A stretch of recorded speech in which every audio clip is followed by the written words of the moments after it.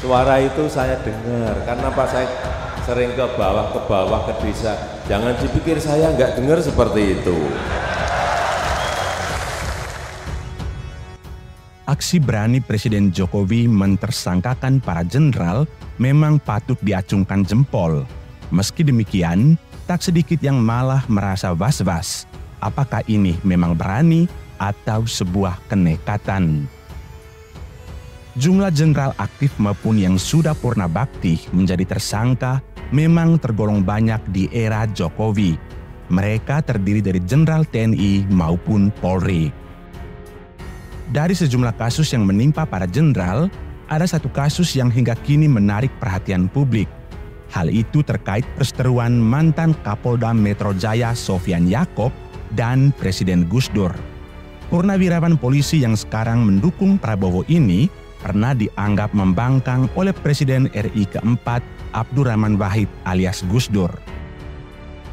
Gus Dur pernah memerintahkan Menko Polhukam saat itu dan Wakapolri untuk menangkap Kapolri Jenderal Pol Bimantoro dan Maijen Pol Sofyan Yaakob yang saat itu menjabat Kapolda Metro Jaya. Namun instruksi presiden itu tak jadi terlaksana hingga Gus Dur lengser dari kursi RI 1.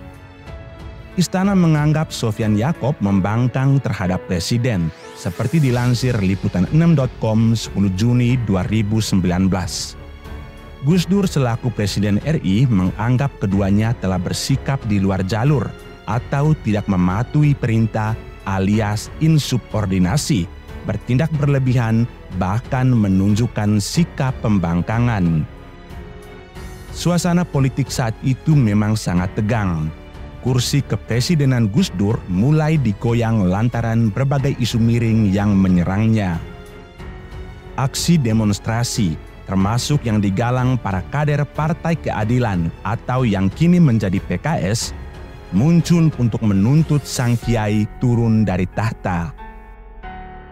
Tanggal 1 Februari 2001, DPR mengeluarkan nota yang membuka peluang bakal digelarnya sidang istimewa MPR untuk memakzulkan Gus Dur. Gerakan protes dari pendukung Gus Dur merebak, terutama di Jawa Timur yang memang menjadi basis Nahdlatul Ulama. Sejumlah kerusuhan terjadi dalam aksi-aksi unjuk rasa tersebut, bahkan hingga menelan korban jiwa. Gus Dur pun meradang. Inilah yang kemudian memunculkan kabar penangkapan terhadap Suroyo Bimantoro dan Sofyan Yaakob yang dinilai tidak becus melaksanakan tugas mereka sebagai pengendali keamanan. Selain itu, keduanya juga dianggap telah bertindak di luar batas bahkan membangkang terhadap atasan yakni presiden. Pada Mei 2001, Gus Dur akhirnya menonaktifkan Suroyo Bimantoro dari jabatannya sebagai Kapolri. Tindakan yang dilakukan Gus Dur itu tidak dikonsultasikan dengan DPR yang saat itu diketuai Akbar Tanjung maupun dengan MPR pimpinan Amin Rais. Sebagaimana dilansir dari tirto.id, Suroyo Bimantoro tidak tinggal diam. Ia bergerak mencari dukungan, termasuk menemui Akbar Tanjung dan Amin Rais, serta menerima Persatuan Purnawirawan Polri dan Ikatan Sarjana Ilmu Kepolisian. Sofyan Yaakob yang setia mendampingi Suroyo selama polemik ini bahkan menantang pihak-pihak yang ingin menangkapnya. Saya jawab ketawa saja, tunjukkan di mana subordinasi itu. Tukas Sofyan seperti diwartakan Liputan 6 13 Juli 2001. Tanggal 21 Juli 2001, Presiden Gus Dur resmi mencopot Suroyo Bimantoro dari jabatan Kapolri.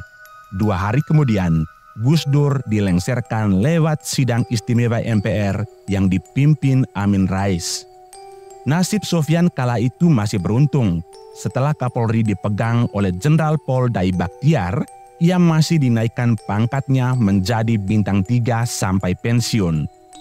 Namun di era Presiden Jokowi, Sofyan tak lagi bisa berulah di atas hukum setelah dengan bukti-bukti material kepolisian menetapkannya sebagai tersangka.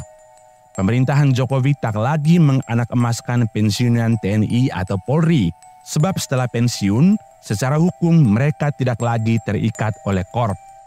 Kepolisian berani menetapkan Sofian Yaakob sebagai tersangka kasus makar pasti didukung bukti-bukti kuat dan dukungan politik dari Jokowi. Tak mungkin Kapolri Jenderal Pol Tito Karnavian saat itu bertindak gegabah, termasuk mentersangkakan mantan Danjen Kopassus, Mayor Jenderal Purnawirawan Sunarko dan Mayor Jenderal Purnawirawan Kiflan Zen. Irjen Verdi Sambo menambah deretan jenderal polisi aktif yang terjerat tindak pidana. Irjen Sambo jadi tersangka pembunuhan berencana Brigadir J yang merupakan ajudannya sendiri. Mahkamah Agung pun memutuskan Sambo dipenjara seumur hidup. Di kalangan TNI, seorang purnawirawan Jenderal TNI dengan pangkat Laksamana Muda Purnawirawan berinisial AP menjadi tersangka dalam kasus dugaan tindak pidana korupsi pengadaan satelit periode 2015 sampai 2021. Ada pula Brigjen TNI Purnawirawan YAK sebagai tersangka kasus korupsi dana tabungan wajib perumahan Angkatan Darat tahun anggaran 2019-2020. Mohon Pak Panglima melaporkan perkembangan kasus satelit. Kemarin sudah diminta untuk tim penyidik dari kita sudah melaksanakan koordinasi rapat yang kedua mungkin Pak Panglima. Oke, status terakhir dari Kejaksaan Agung adalah pembentukan ya tim penyidik koneksitas sudah ya. Untuk tim pembentukan koneksitas sudah. Tim sudah terbentuk, sprint dari Kejaksaan Agung sudah dilaksanakan rapat koordinasi dari pihak Kejaksaan Agung sudah melaksanakan pemeriksaan yang dari sipil. Hanya untuk TNI masih perlu pendalaman tentang dugaan keterlibatan ini. Jadi udah bagus, lanjut. Terbaru adalah Kepala Basarnas, Marsikal Madya TNI HA ditetapkan tersangka oleh KPK. Bagi Jokowi, tak ada yang istimewa di hadapan hukum. Semua aksi ini dilakukan demi menetapkan dasar-dasar menuju Indonesia maju. Jokowi bahkan menyebut Presiden 2024, 2029, dan 2034 bakal menentukan nasib RI menjadi negara maju atau tidak. Wanti-wanti ini sudah berulang kali disampaikan Jokowi dan dia tak bosan-bosannya menyampaikan terus pesan itu karena memang penting menjelang Pilpres 2024. Jokowi sebenarnya ingin melanjutkan pembangunan oleh presiden berikutnya yang juga berani dalam mengambil keputusan. Dengan kata lain, Jokowi ingin the next presiden yang tidak terlena di zona nyaman, termasuk berani mengganggu kenyamanan para mafia yang selama ini bercokol dalam kekuasaan. Oleh sebab itu, kepemimpinan dalam 13 tahun itu sangat menentukan. Artinya, kepemimpinan nasional di tahun 2024, kepemimpinan nasional di tahun 2029, kepemimpinan nasional di tahun 2034 itu sangat menentukan sekali. Negara ini terjebak pada jebakan negara berpendapatan menengah atau middle income trap atau bisa keluar menjadi negara maju. Hati-hati, kepemimpinan di 2024, 2029, 2034 itu sangat menentukan sekali. Ini sudah puluhan kali saya sampaikan dan saya ingatkan. Karena di negara-negara Amerika Latin, tahun 60, tahun 70 sudah masuk menjadi negara berkembang seperti sekarang kita yang kita miliki sekarang ini. Sampai sekarang mereka tetap jadi negara berkembang. Karena saat diberi kesempatan, diberi peluang untuk melompat maju, dia tidak gunakan. Ini yang terus-menerus tak bosan-bosannya saya mengingatkan mengenai ini.